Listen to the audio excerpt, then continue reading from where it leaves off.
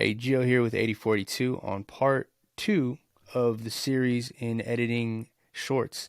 In the first video, you saw that I organized my project into the project panel here. If I like the clip, I'll keep it. If I don't, and I don't think it adds any value to the viewer, I'm going to right-click the clip, rule it out by labeling it a different color so I know not to revisit it. For the next one, let's say clip 3, I end up liking and I watch it all. To begin editing this clip that I selected, I'm going to right click, go over to new sequence from clip so that it has its own exclusive timeline that I can work from. Good, now the first thing that we're going to do is we're going to apply a black gradient mask so that we have some contrast behind the text. So I have to go over to effect controls to do that. Go hit this 4-point polygon mask opacity tool. I'm going to drag it down to about where I think the text is going to be, so around that area here. And I'm going to scale out to about 25% or so to get a bigger, broader perspective. And I'm going to drag the corners all the way out so I have some room to work with. Now the point of this is so that the edges don't come close to the video layer itself. I like to invert this, the black's on the bottom. Then I'm going to pull out the feather and bring it out just enough to where I think is a good area for the text to live in here. I could play with the expansion and the feather to get it just right. Anything under the chin is perfect as long as we don't affect the face. Now the next thing I want to do when editing the clip is start to create my cuts for that perfect jump cut sequence in our clip. What I'm looking for is ruling out any obvious gaps in the audio between the wavelengths here and taking out any parts of the speech where they say or like or you know. Those are common ones. So let's begin by making rough cuts in the spaces of the audio here. Now I'm going to take my V tool, I'm going to drag that, delete it, and it's just as simple as overruling those gaps that you just created cuts in. So I'm going to click the end of the clip. I'm going to drag it over, highlight everything, drag it over, highlight everything, drag it over. Another good way to do this for longer clips is instead of having to drag everything you want to select, you can simply hit the A key on your keyboard to bring this tool. Everything under these arrows and to the right of it will be selected. So let's say I want to start here. This will be selected, this will be selected, or this can be selected. As desired, I want this. I'm going to hold and click and drag over, hold and click and drag over to erase those gaps. Now play it through. As a man, your job is to provide and protect your family. That could be your kids, your wife, whoever that happens to be that's under your care. And I think intrinsically, that has to be a priority for you and a number one. Now, as I was playing it through, I was noticing some things.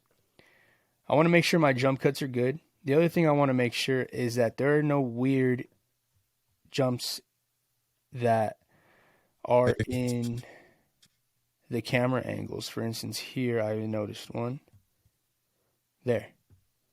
See how his head shifts suddenly like this? This is a result of the original podcast being edited before outsourced to me.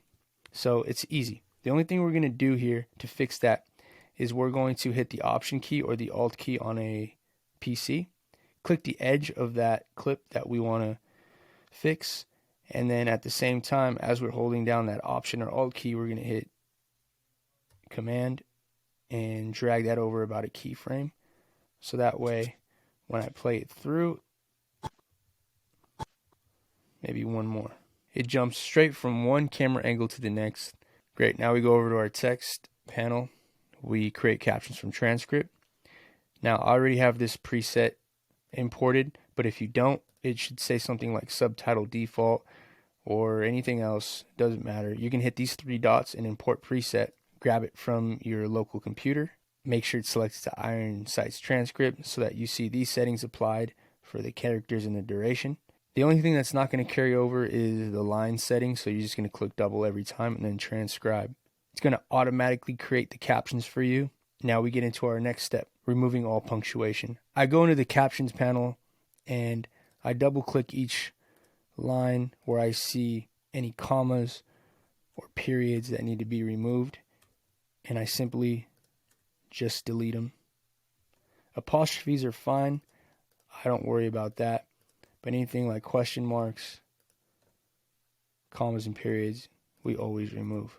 That's usually my quick way of doing it. Now that we're done, we're going to go to the first layer here for our caption. We're going to make sure that we drag it out so it begins exactly when the clip starts. Once that's done, I'm going to put my cursor so I can get a view here in my program monitor. And then I'm going to go over to Essential Graphics and select the track style that I imported in part 1 of this series for setting up your project. Click on that Iron Sights transcript. Now it only applied to the layer that I'm active in.